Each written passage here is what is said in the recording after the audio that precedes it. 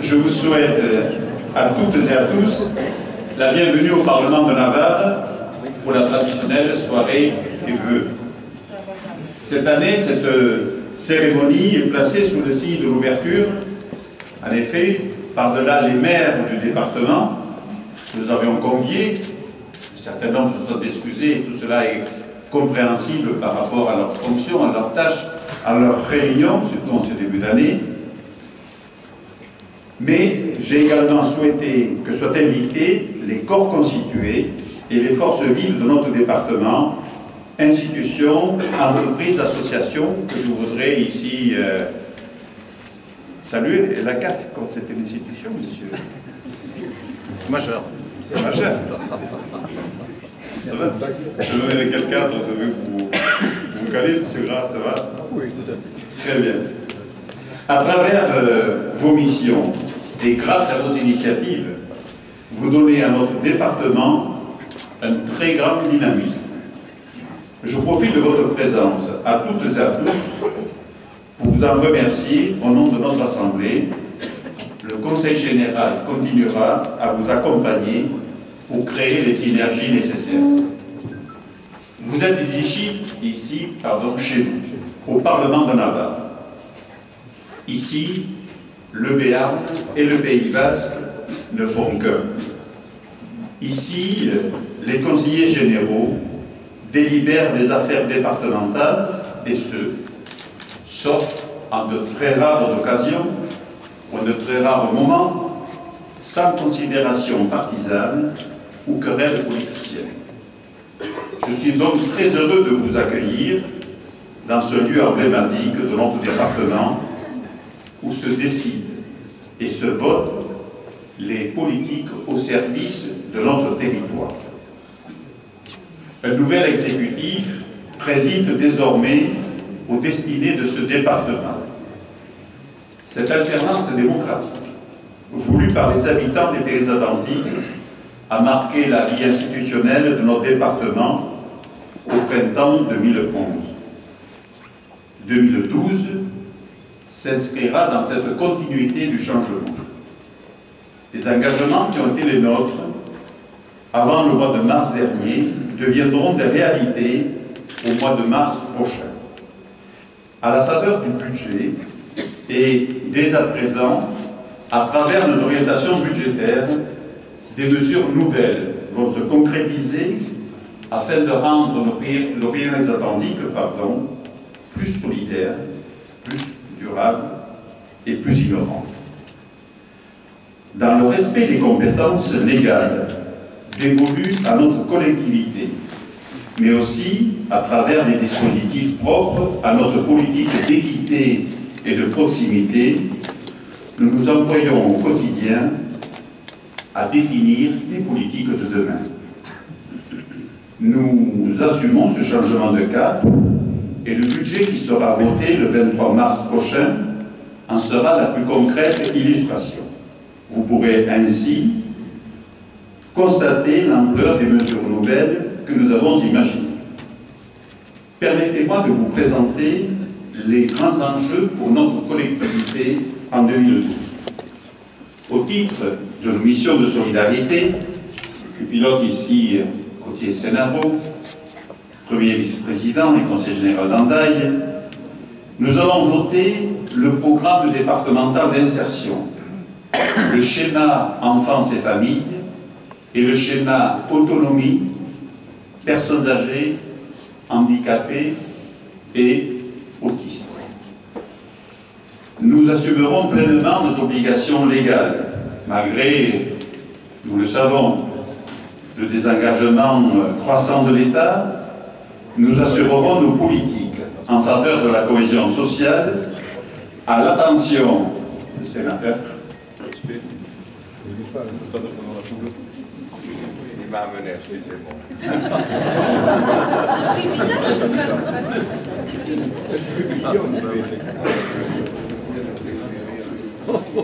Les grandes derrière. Les petits devants. Nous assurerons nos politiques en faveur de la cohésion sociale, à l'attention des enfants et des familles, des personnes handicapées et des personnes âgées. Pour les enfants, nous allons créer 266 places nouvelles au niveau de l'accueil de la petite enfance. Nous allons renforcer la protection maternelle et infantile afin de remplir l'obligation légale de faire des bilans dès l'âge de 3-4 ans dans l'ensemble de nos écoles maternelles et bien sûr pour tous les enfants qui ne sont pas encore scolarisés. Pour les familles, des lieux de rencontre ouverts parents-enfants vont être développés sur les 2 principales agglomérations du département. De nouveaux lieux de vie et d'accueil vont voir le jour au Pays Basque. Pour les adultes handicapés, 140 places vont être ouvertes à Jurançon, Sauveterre, Oloron, Garlin, Hasparren, Biarritz et Pau. Nous renforcerons également le contrôle de l'effectivité de la prestation de compensation du handicap, la PCH comme nous l'appelons. Pour les personnes âgées, nous avions annoncé la création de 50 postes, c'est fait et l'ARS a apporté 10 postes complémentaires.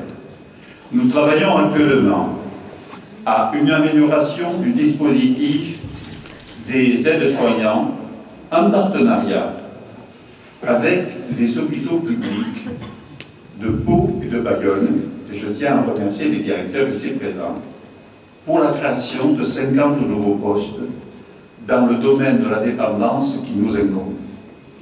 Enfin, j'ai tenu à ce que soit lancé en 2012 un plan pluriannuel d'investissement dans les maisons de retraite afin d'évaluer en amont les besoins et les manques de nos établissements, sachant que 50 à 60% du parc a plus de 40 ans. Au titre de nos politiques de développement, les défis ne manquent pas. Une conviction guide le nouvel exécutif départemental, car s'il faut répartir la richesse, il faut s'assurer que les conditions sont réunies pour créer cette richesse. C'est ce que nous disons souvent avec Jacques Cassiori, le vice-président chargé du développement au Conseil général. Nous mettrons donc tout en œuvre en 2012 pour dynamiser le tissu économique local, les PME, PMI comme les grands groupes, et accompagner les politiques de développement des collectivités locales, communes, communautés de communes et communautés d'agglomération. 2012 sera l'occasion d'une grande réflexion et d'une grande réforme de l'aide côtière, à travers également un dispositif ambitieux d'ingénierie publique, et nous nous appuierons là-dessus sur l'association des maires, sur le centre de gestion, sur l'APGL et disons d'autres organismes satellites du Conseil général. Le Conseil général mettra en commun les synergies et mutualisera les bonnes pratiques. Au niveau du logement, nous soutiendrons les primo-accédants en faible ressources. Nous travaillerons sur le logement des gens du voyage. Nous créerons des résidences sociales en direction des jeunes et des personnes handicapées. Enfin, nous lancerons le plan départemental de l'habitat en partenariat avec l'État. Plusieurs chantiers sont en cours. Renforcement indispensable du laboratoire départemental de l'Agor, laboratoire qui est soumis maintenant au champ concurrentiel et qui, avec, disons, plus de 200 salariés, est un élément très important. D'ailleurs, nous avons lancé, après, disons, des protocoles d'accord avec le laboratoire du Lot-et-Garonne, des laboratoires des Hautes-Pyrénées. Nous sommes, disons, dans un travail de partenariat très fort avec le laboratoire des Landes, qui connaissait de graves difficultés financières, pour aller vers un laboratoire départemental qui, dans le domaine public, mon cher Bernard, pour le présider, sera, disons, un outil majeur au service des collectivités, des entreprises, de tous ceux qui font appel au laboratoire. Soutien également aux stations d'altitude. Nous pensons à la Pierre Saint-Martin, le travail qu'a fait le Conseil général concernant Gourette, au port de pêche, la révision de notre convention avec l'Université de Pau et des Pays de la Dour, la contractualisation avec les gouvernements frontaliers espagnols, et après, mon cher François, le GECP mis en place par nos prédécesseurs avec l'Aragon, nous allons travailler dans cette direction avec la Navarre. D'autres actions innovantes et spécifiques verront le jour en 2012, une charte agriculture et environnement, un fonds de capitalisation en direction des PME et des PMI, des mesures dédiées au tourisme social, à l'économie sociale et solidaire et à la coopération décentralisée. Au titre de nos compétences en matière de déplacement, d'aménagement et d'environnement, nous viserons d'aller le plus loin possible. Après l'épisode qui a mobilisé récemment tous les acteurs favorables à la ligne à grande vitesse Sud-Europe-Atlantique, GPSO, nous nous battrons bien sûr pour que la LGV arrive en Béarn et desserve la Bigorre. Nous restons bien entendu vigilants quant au tracé de la LGV au Pays Basque et la nécessité qu'une ligne à grande vitesse relie Bordeaux à l'Espagne. Nous allons modifier notre règlement d'intervention sur le transport aérien afin de financer les low cost. Chacun connaît ici la tendance qui n'est pas très favorable sur l'aéroport de Pau, alors que l'aéroport de Biarritz connaît une croissance bien plus forte. Donc nous avons à être, disons, pionniers dans cette démarche en fédérant au mieux les autres collectivités qui souhaiteront s'associer.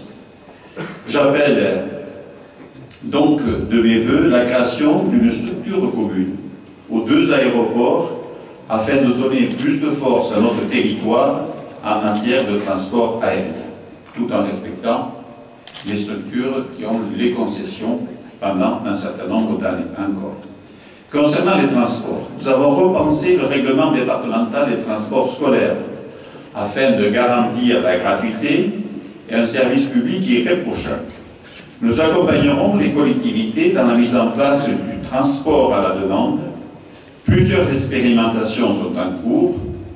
Quant au transport urbain, nous réfléchissons à l'opportunité de créer un syndicat mixte départemental afin d'en améliorer la lisibilité et l'efficacité avec les autres autorités.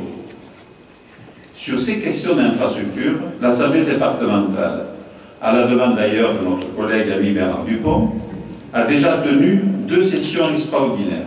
C'est dire notre souci porté à l'aménagement du territoire et notre volonté d'anticiper les mutations à venir.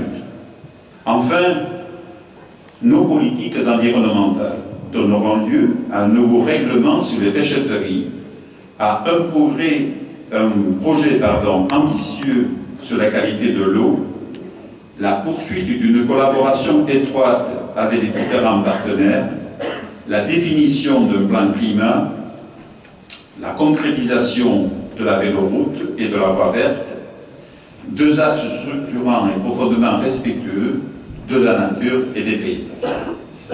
Enfin, au titre de nos actions dédiées à l'éducation, la jeunesse, la culture et les sports, les actions nouvelles, là non plus, ne manquent pas.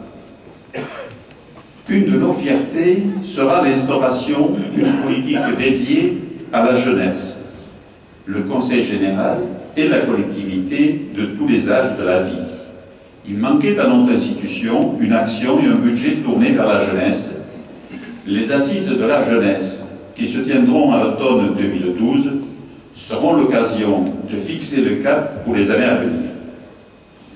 Concernant les collèges, le plan pluriannuel d'investissement va être réactualisé avec un montant de 30 millions d'euros alloués chaque année jusqu'aux années 2014 au minimum pour la création et la réhabilitation des collèges de notre département. Nous avons également lancé une réflexion et des propositions sur les internats de la réussite. Le collège Jean Monnet à Pau et à moyen terme avec un projet d'internat en Vallée d'Aspe, à Bedouce, voire à Andaille, dans le cadre, mon cher Sénavo, d'un dispositif croisé sur aussi l'accueil des saisonniers, complétant ainsi les internats de Saint-Jean-Pied-de-Port et de Salis de Béarn. En concertation avec la communauté éducative et l'éducation nationale, nous sommes en train de bâtir un plan collège numérique afin d'équiper nos établissements et nos élèves. Nous avons également réformé l'aide à la cantine scolaire avec un effort budgétaire annuel majeur pour les familles bénéficiaires de l'allocation de rentrée scolaire et les enfants boursiers. Ce dispositif ayant été mis en place à compter du 1er janvier de la présente année pour plus d'équité, de même que nous favoriserons les produits bio et tout cela dans un travail commun de synthèse de la Mariette que nous menons avec l'inspection académique et tous les services du rectorat que je tiens, disons, à remercier. Du côté du sport et de la culture, nos engagements seront concrétisés dès 2012. Opération Grandir avec la culture, opération L'Art en l'air, renforcement d'actions spécifiques sur les langues régionales, partenariat entre les collèges et le sport de haut niveau, soutien accentué aux clubs formateurs et aux réseaux associatifs. Permettez-moi de citer une dernière mesure innovante et caractéristique de l'action du nouvel exécutif, les maisons du département. À la croisée de tous les thèmes que je viens d'aborder, ces 6 maisons accueilleront les citoyens de tous les âges afin que le service public départemental irrigue tous nos territoires de manière résolument solidaire et équitable. Nous avons la chance de vivre dans un département exceptionnel. Cette diversité des territoires, des hommes et des paysages font aussi notre responsabilité.